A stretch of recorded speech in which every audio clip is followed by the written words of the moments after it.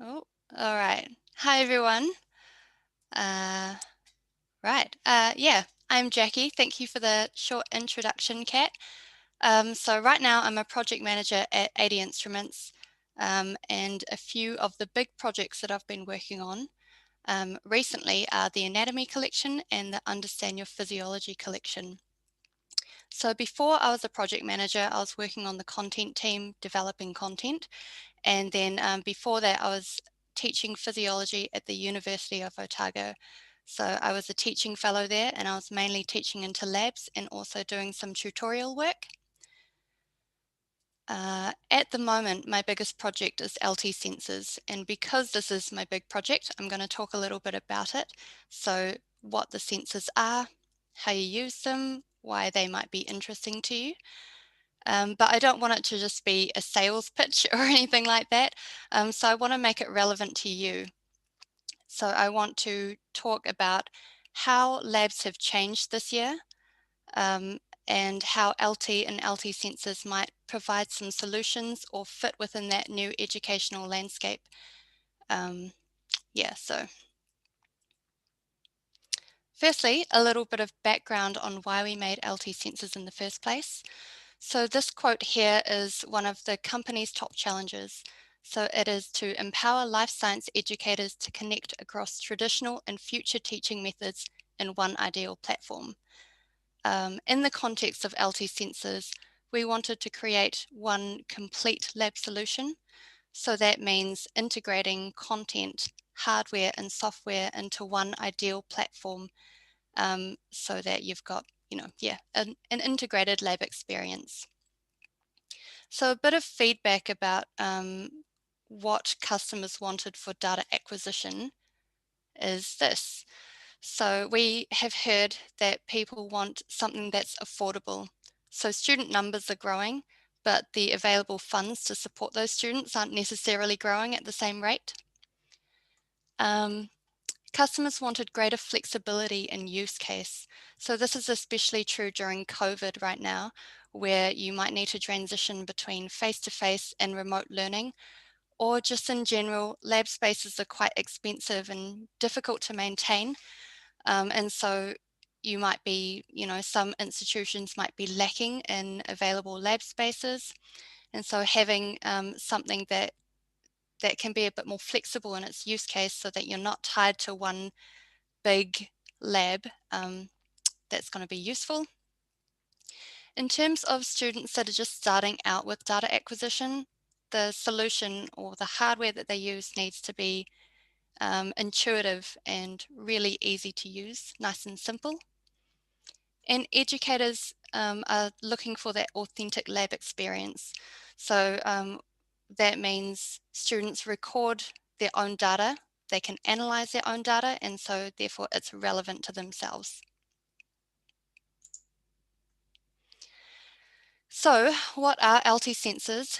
These are our low-cost, easy to use plug and play sensors, and they have a USB end, so it plugs straight into your computer. This is the collection here.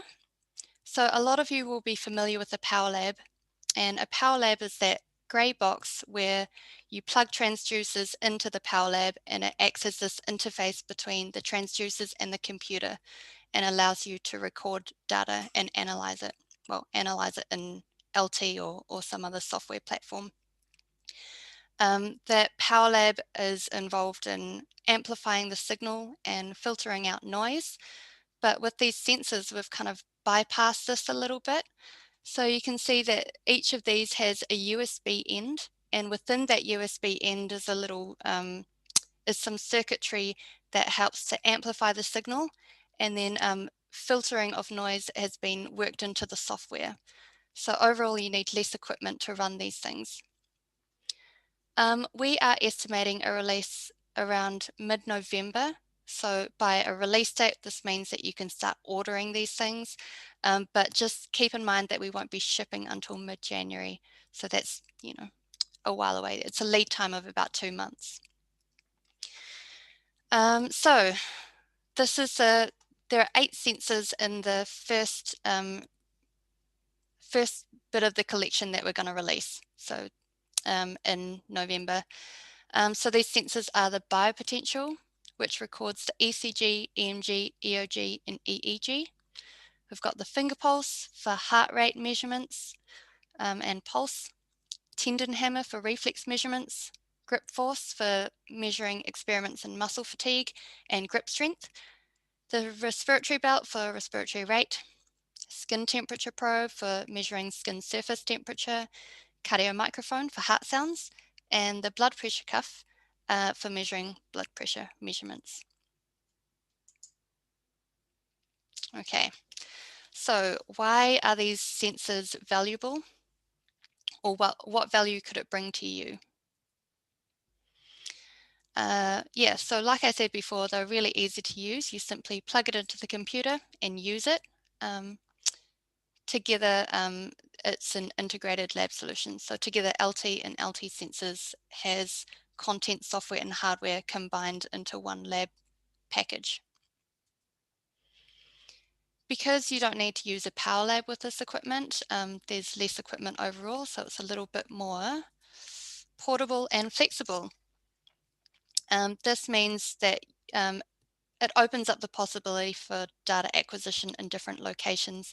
You're not necessarily tied to that traditional lab setup. You can run experiments in smaller groups and in different locations. So I'm going to talk a little bit in how it's flexible in face-to-face and remote learning in the next few slides. It is affordable, so lower cost than some of the other equipment that we have. Lte has content and admin capability. You can author and you can assess within this platform. And then Lte Sensors, that collection of 8 sensors covers a really wide range of signals. Lte Sensors will work with a specific human physiology collection that's been adapted for these sensors. So we've got this pre-built content labs, or a lot of our popular labs have been adapted for these sensors. And of course, you've got that automatic grading in Lte, which reduces time demands. And we think that this provides an authentic lab experience. So again, students are recording their own data, analyzing their own data, and so it's relevant to them.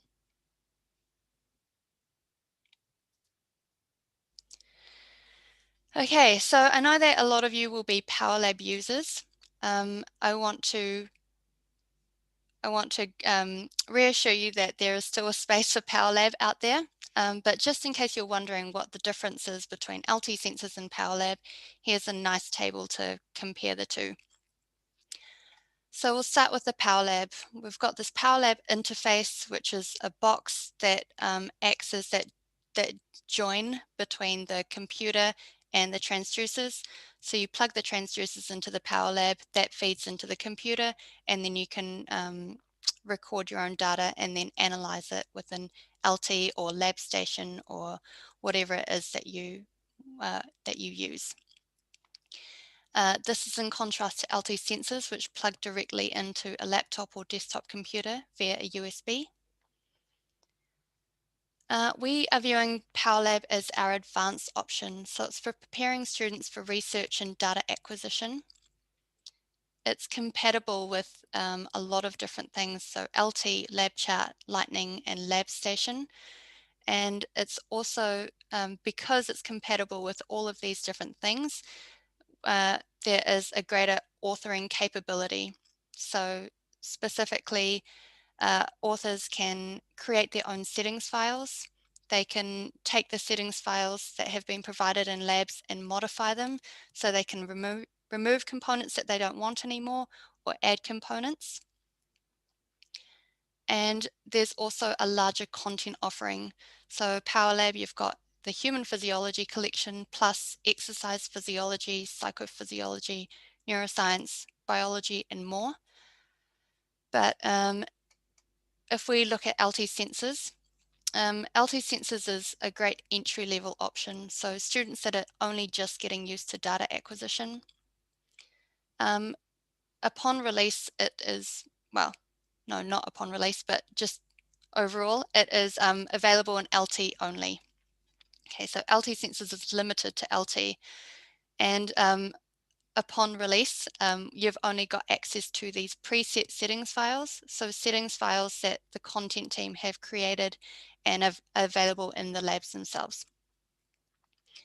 We've also got a content or like a settings file library that you can choose the settings files that are relevant to you, but I'm not really going to talk about that in this chat. So if you want to know more information about that, you can message the Q&A group. Because it's available in LT only and because you're limited to preset settings files, this means that with Lte Sensors, you can't create your own settings files and you can't modify the ones that are there.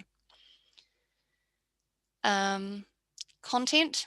So we have adapted the human physiology collection that is specific to Lte Sensors. So some of the adaptations include changes in the images for setups and modifications to the setup videos as well, so that they reflect Lte Sensors and not Powerlab. Just note that there are a few differences in the activities that are available as well, and the labs that are available. So Lte Sensors, we don't have things like a 12-lead ECG setup, and we don't have a nerve stimulator, and so we don't have, there are 2 labs that require nerve stimulation that are available in the normal human physiology collection, but not available with the Lte Sensor human physiology collection. Also, upon first release, we don't have a spirometer, and so there aren't any labs involving the spirometer, but the spirometer will come in the future. All right, so I wanted to ask you a few questions about how you've run your labs this year, how they've changed or what adaptations you've had to make, and also how your students have found your labs. So a little bit of crowd participation. I've got some polls. So question number 1, how have you been performing your practical labs this year? So just select one option. I'm going to launch the polling and you've got about 30 seconds to a minute to answer. And go.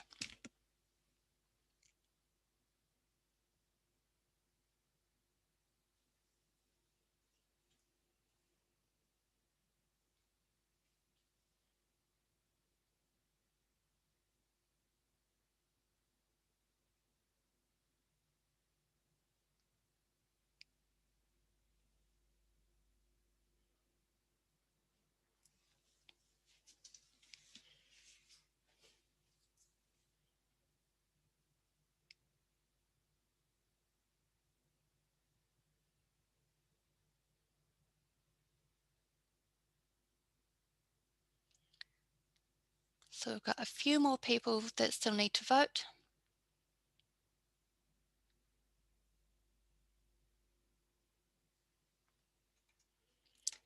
And few more seconds.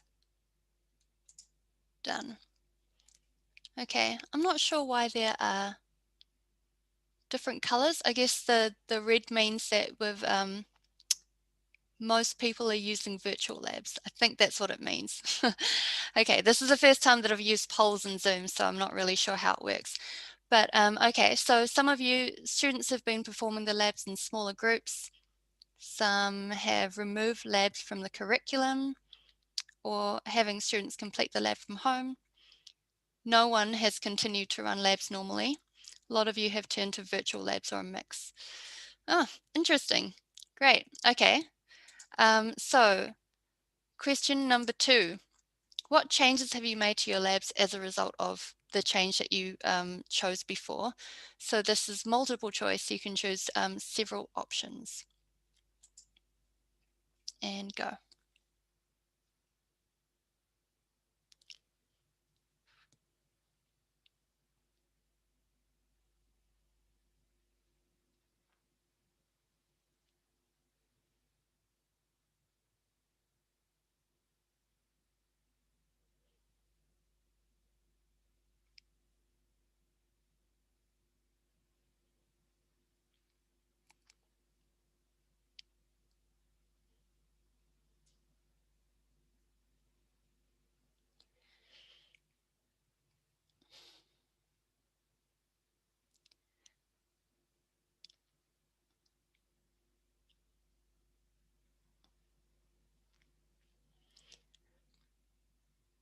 10 seconds to go.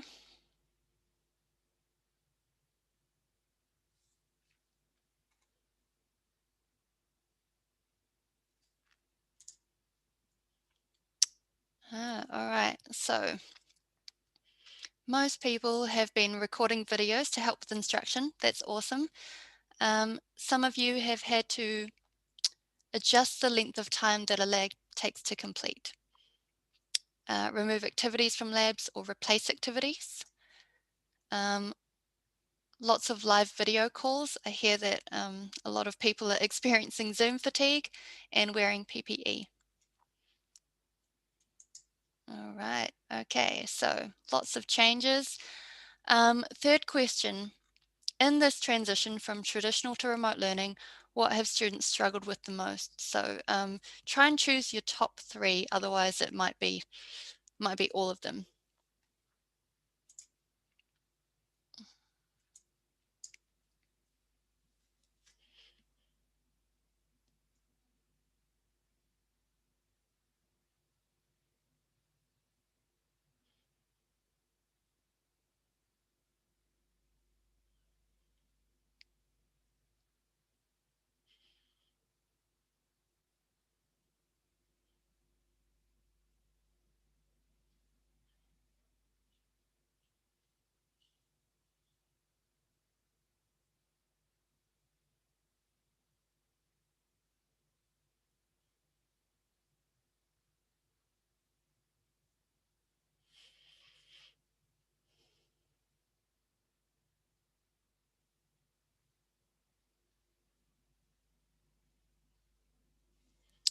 So about 5 more seconds.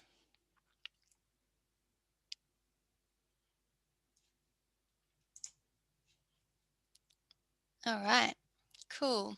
So, that's interesting. So a lot of students have struggled with the lack of community, and it's great that you can, well, it's not great that it's happening, but it's awesome that you have, I guess, identified this. Lots of difficulties and problems associated with modern technology as well. Low engagement, poor time management, not too bad though. Difficulty understanding theory without hands-on practice. Students not prepared to balance family and work and social lives. And difficulty understanding instructional goals. Okay, so that's great. Okay. All right then. So I am gonna go back to the PowerPoint. Kat, can you just give me a thumbs up if you can still see the PowerPoint on screen? Yep, I can still see LT on one side and question time on the other. Oh, okay. So can you see the monkey in the background as well? And no monkeys Okay, on the call that's great. today. All right.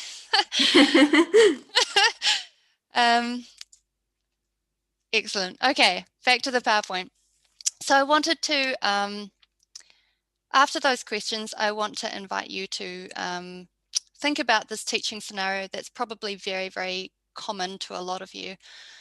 So a university is shut down 2 weeks into the semester when educators have already planned the curriculum. What are you going to do? And how can Lte and Lte Sensors help? So I wanted to invite you to think about labs in a slightly different way. So I like to think of it in terms of the physical, social, and psychological aspects. Oh, I'm just going to close the poll, by the way. So in terms of the physical aspect of labs, labs are more than just a physical space, they're an environment for learning and teaching. In terms of the social aspect, it's an opportunity to learn and teach in a slightly more social environment. Psychologically, labs are like that intermediate step where you support students to bridge that gap between theory and practice. And students understand that they have that support when they're building those scientific skills.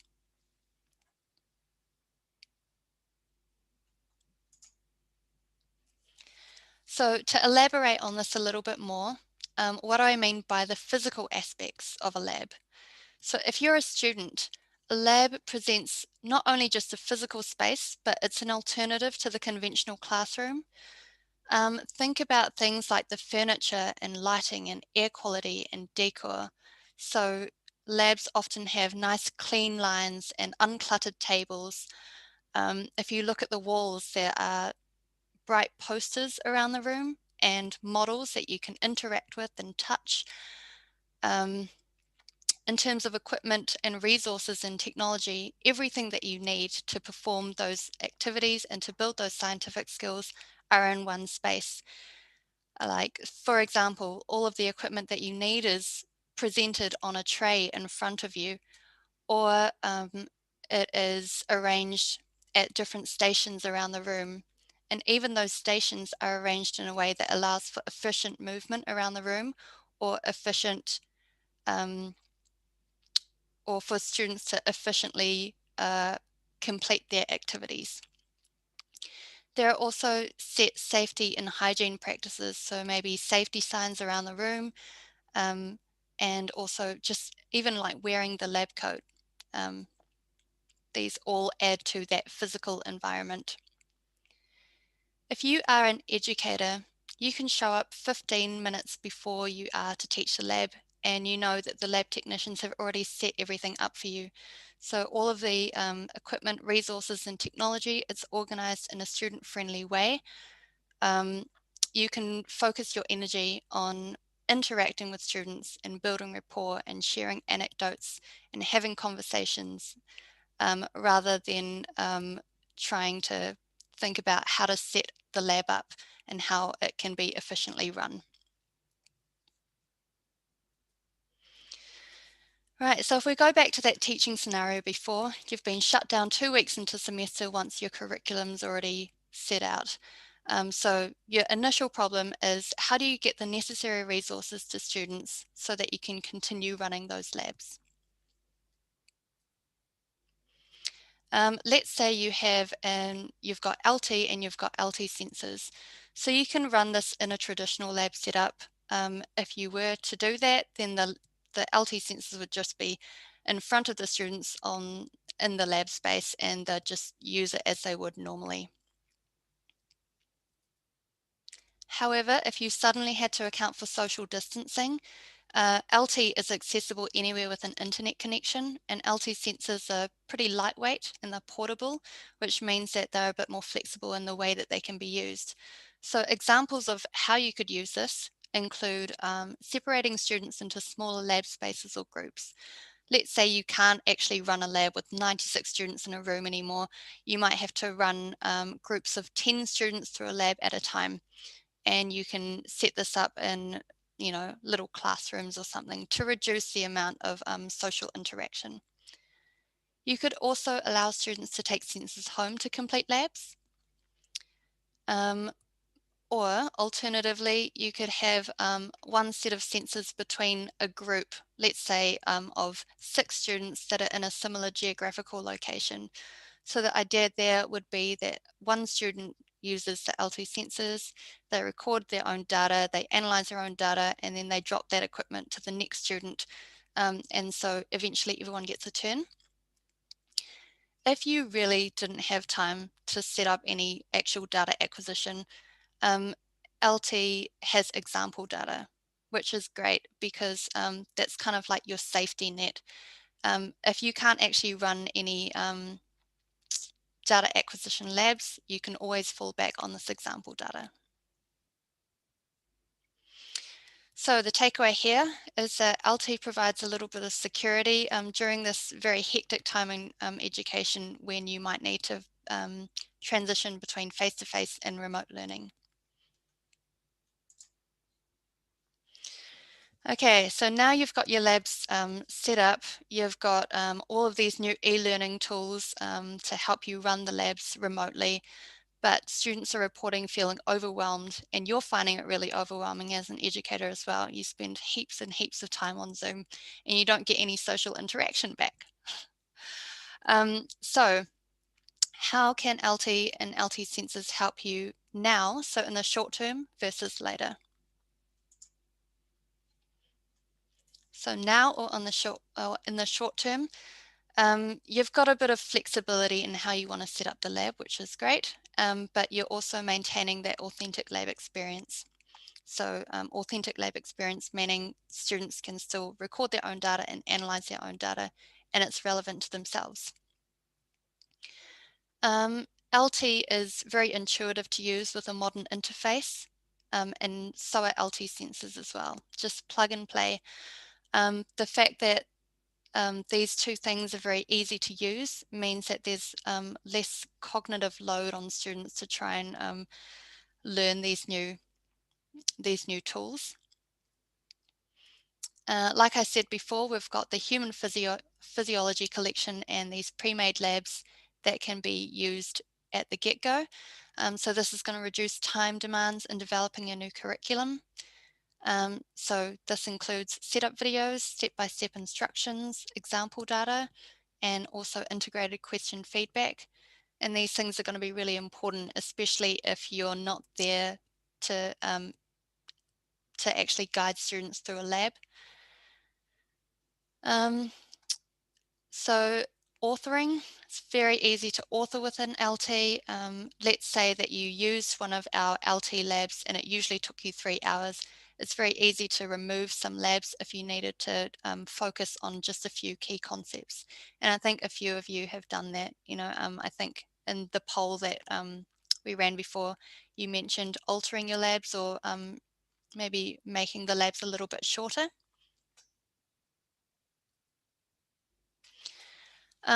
In the long term, again, you've got that flexibility in face-to-face and remote learning setups with no additional cost. So what I mean by no additional cost is if you look at some other products on the market, you might have a distance learning device that only records a few signals.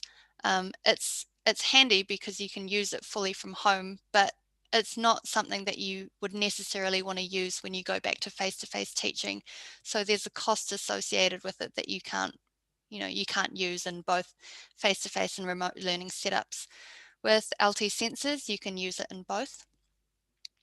A lot of our customers start off using our pre-made content and then they choose to modify it over time. So overall, Lte and Lte Sensors ensures that your efforts aren't wasted if you suddenly have to change in the way that you teach, and students can easily move between a lab space and home. All right, social aspect of labs. So labs are an opportunity to learn and teach in a more social environment. So if you are a student, think about how labs allow you to have that one-on-one face-to-face instruction. You've got a back and forth dialogue that's a little bit more conversational. And it's a great opportunity to affirm or correct any assumptions with educators or peers, especially in terms of safety procedures. It's also an opportunity to meet other students and build those social contacts and support for study groups, and or if you're just finding the content really hard, and decreased anonymity. So what I mean by that is, imagine that you are a student in a sea of faces in a lecture theatre. It's very easy to feel like like that your contribution doesn't matter as much when you're in a sea of different people. If you're an educator, it's an opportunity for you to put a name to the face of those anonymous students in your lecture theatre, and an opportunity to build rapport, especially through more conversational language. It doesn't have to be quite as formal. I think it's a really great opportunity for educators to actually improve their own teaching. So as they talk to students, especially through, this more conversational language, they can identify and fix any student assumptions and modify their teaching style or their content based on that feedback that they get. I'm going to jump straight to psychological now, because I think that there's a lot of overlap there. So labs are this intermediate step where students are supported and guided through that gap between theory and practice, so they can build their scientific skills in this supportive way. Yeah, if you're a student, labs are an opportunity to ask dumb questions. So I think when I was teaching labs, and I think when a lot of you are teaching labs, try and think about how many times a student will say, so this might be a dumb question, but, and it's not actually a very dumb question. It's a question that a lot of other students are having trouble with as well, but they're just brave enough to ask it. So yeah, it's asking these sorts of questions on a public forum seems a lot more daunting than being able to quietly ask someone face to face.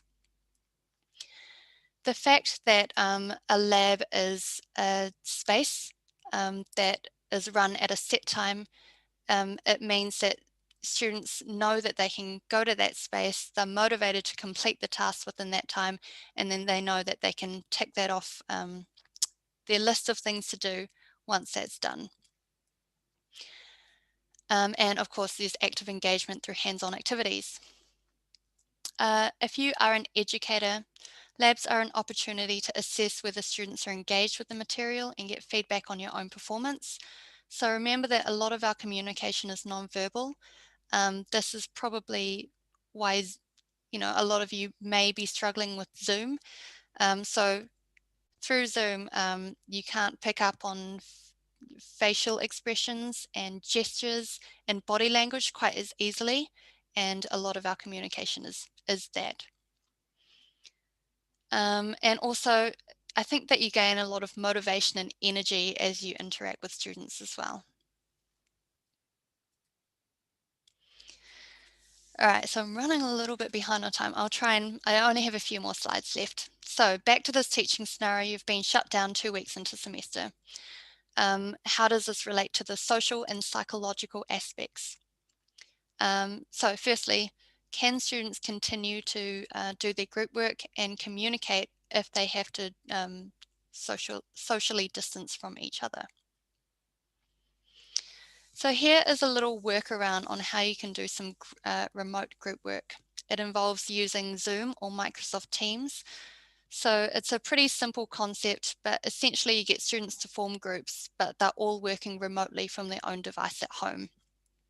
One student is assigned the group leader for that lab, and as the group leader, they need to book a meeting using Zoom or Microsoft Teams, and they're also the host of that meeting. And as the host, when they go to sign in using the group login function here, they would grant control of the keyboard to each team member. So that's essentially like sharing their screen. And then as they do that, everyone can fill in their details, they can log in as a group, and then the group leader would retain control of the keyboard, and they would perform the experiment with the Lte sensors that are in front of them. And other students in the team can contribute through audio, or you can assign them different roles depending on what the lab is. So obviously this is a little bit more work for the group leader, but I would encourage you to, if you were to do something like this, get students to form teams or form groups and maintain those groups so that you can share who, or you can divvy up who is the group leader for different labs that are run, so that everyone has a turn being group leader essentially. Okay, how can you increase student engagement? So a few suggestions: make learning relevant to everyday life. And I think a lot of you probably already have. You've been authoring your, or like changing the activities. So you can change activities to fit with items that they have available at home. For example, students record EMG while picking up items of different weight around the house. Add more multimedia to increase student engagement. So a lot of you have been recording your own videos and adding them into your lessons, which is great. But think about other ways that you can add multimedia into your lessons. So videos and audio are great because it gives the labs more personality, and it like acts as that support and that safety for students. for anyone that is a little bit camera shy, remember that you know, it adds a lot to the lab and students really appreciate having it. And videos and audio don't have to be perfect, you know, like small mistakes and bloopers are very endearing. Final suggestion here, add some upload and annotate panels. So get students to upload photos of themselves performing the experiment and get their pets and their housemates involved. Here I got one of my workmates to get his cat involved. It's a very confused looking cat. I like it. Okay, last slide on this. So how can you monitor student engagement using Lte and Lte Sensors? So I'm going to breeze over this a little bit because I think Tom's going to talk about it soon. But you can you can check engagement through these new lesson analytics. So you can look at your class progress in each lesson and across your course, and it gives you insights onto where students are at in the lesson and what answers they're providing. And invite feedback. So add questions to get students to reflect on their learning and provide feedback on engagement at the end of each lesson.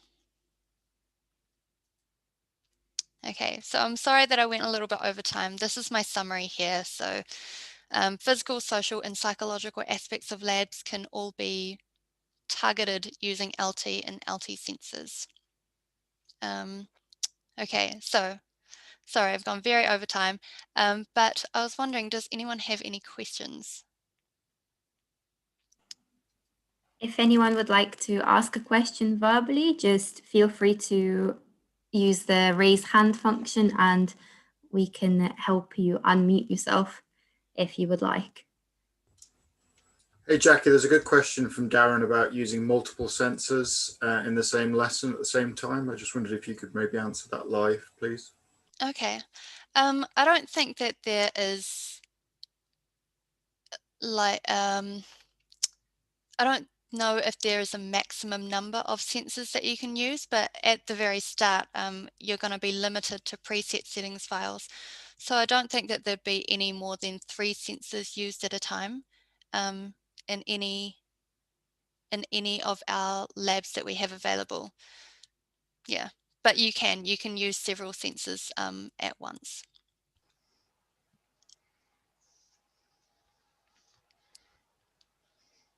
Does that answer your question?